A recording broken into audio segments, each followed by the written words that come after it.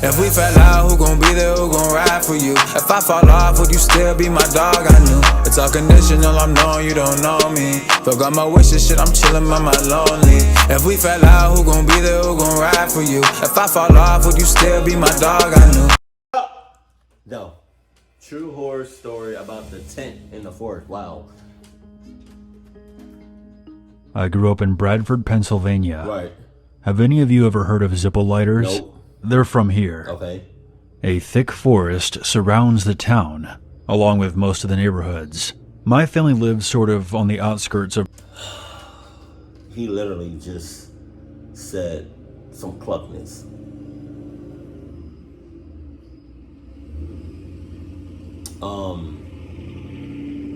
So if y'all didn't catch it, what he said was that basically like the little neighborhood that they live in is surrounded by a forest.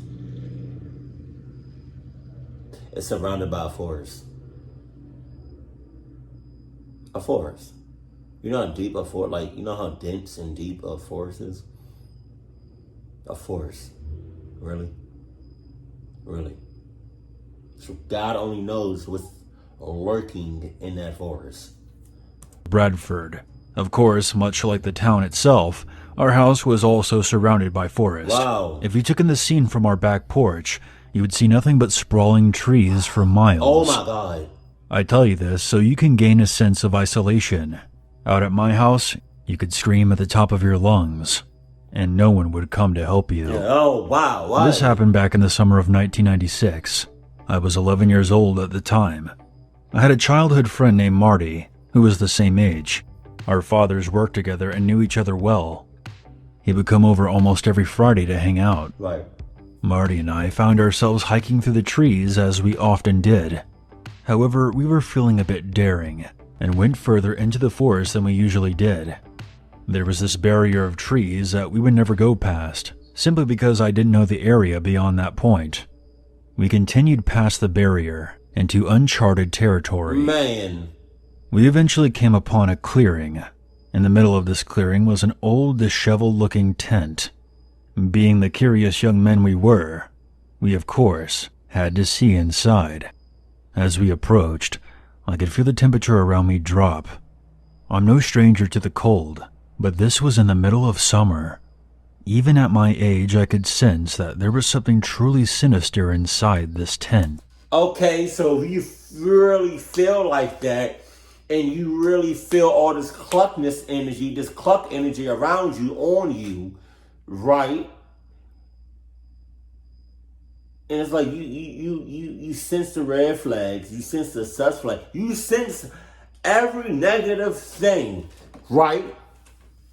Why would you still go closer to the tent?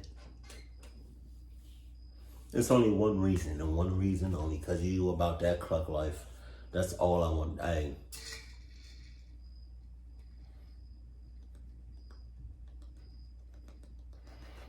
Oh God, I've been wanting to do that for a little minute now, because I can't really take out the AirPods while I'm watching the video, because if I take it out, it's going to pause the video. I don't got time for that. But, wow.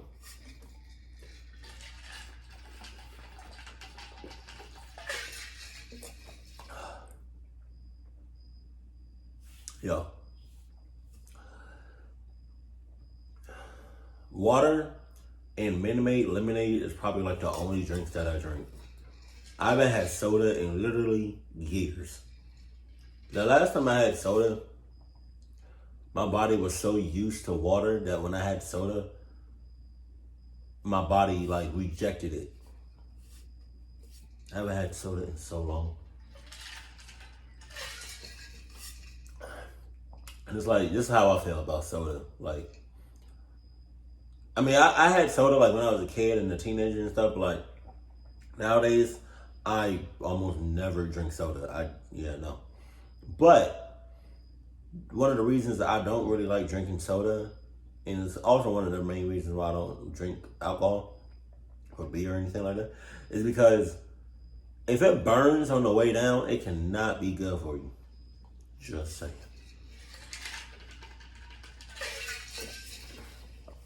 Let's get it. Let's Back to it. A part of me was screaming to hightail it out of there, but my own curiosity pushed me forward.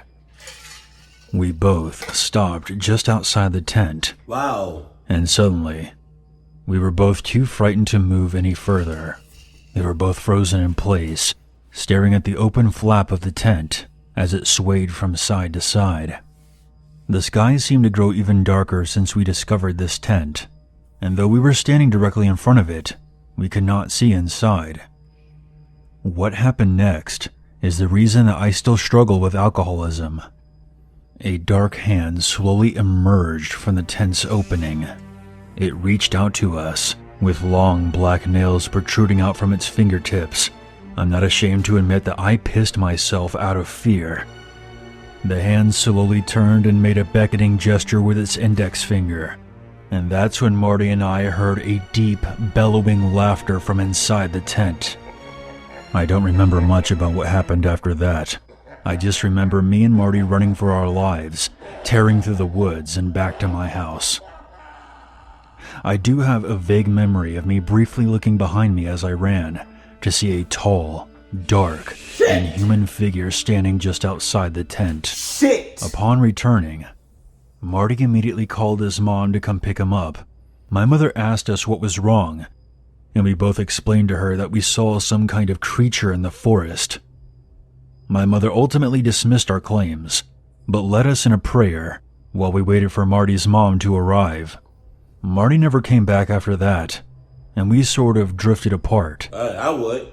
Sadly, Marty began hanging out with the wrong crowd and began doing hardcore drugs when he was around 14. He ended up hanging himself in his bedroom when he was 17. Damn. As for myself, I suffered from severe night terrors that tormented me for years after that day in the woods.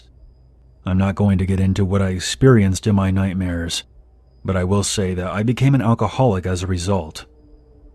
After moving far away and attending numerous AA meetings, I'm glad to say that I've turned my life around, and I even have a family of my own. I still visit Bradford every now and again to check in on my aging parents. Whenever I'm there, I always set flowers on Marty's grave. I'm still convinced that what we saw that day in the woods contributed to his death. Now that I have some perspective, I think what Marty and I encountered was a demonic presence. It followed us home and proceeded to turn both of our lives upside down. There were rumors of people worshipping Satan out there in those woods around the mid to late 90s. Perhaps they awakened something, and Marty and I just happened to be at the wrong place at the wrong time.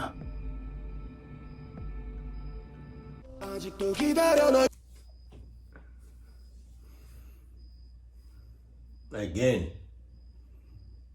you probably had, anything and everything not Adidas, because if you had on Adidas, you would have never been you would have never been there at the wrong place at the wrong time. You would have been somewhere else at the best time at the best place. Just saying. Adidas life, Adidas game. Where you have yours. Just saying. But that was in y'all, see what I'm saying? Like, that was in y'all neighborhood, where the forest is. I knew something was lurking in that forest. It's a forest. Deep as hell. You literally said, when you go out to your backyard, it's just forest out for miles. Not a couple of feet, not a couple of yards. Miles. That's ridiculous. Like that's a lot. That's a lot. Like miles of forest? Like, come on, bruh. Come on. Damn. Like, y'all don't know what's in there. Y'all don't know what's in that forest. And y'all live in a little junk. Y'all live like in a neighborhood. So there's forest around the neighborhood. There's not a forest just like, just in one part of the neighborhood. No, it's everywhere in the neighborhood. Nobody is safe. Nobody. So either everybody in the neighborhood, everybody in the neighborhood either packs up and moves somewhere else that's like completely open and, you know, with people and shit and civilization, and let nature take its course and let the forest just build and keep growing over that neighborhood, or y'all tear down the forest and keep it down so y'all know what's out there, because obviously y'all didn't know. And who else, you know what I mean? Everybody, I don't know how to say it. Like,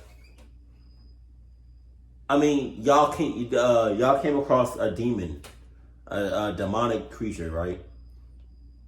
But that was just one like pluck thing that happened. Excuse me. Who else knows what else is out there? Wait, I said that backwards. Who knows what else is out there? Yeah, there we go. I couldn't say it. Who else knows? Wait, no. Wait, yeah. Who else knows Who knows what else is out? Yeah, there we go. Who knows? No, bring it back. Who knows? Nope. I can't talk. Who knows what else is out there in that forest? So either everybody in that neighborhood move right 6 miles out and let the forest take its natural course. The hell was that? Or y'all just cut down that forest so y'all can know what's popping. Y'all got two options. Keep it cool, keep it classy, and I love you. Stay happy, my family.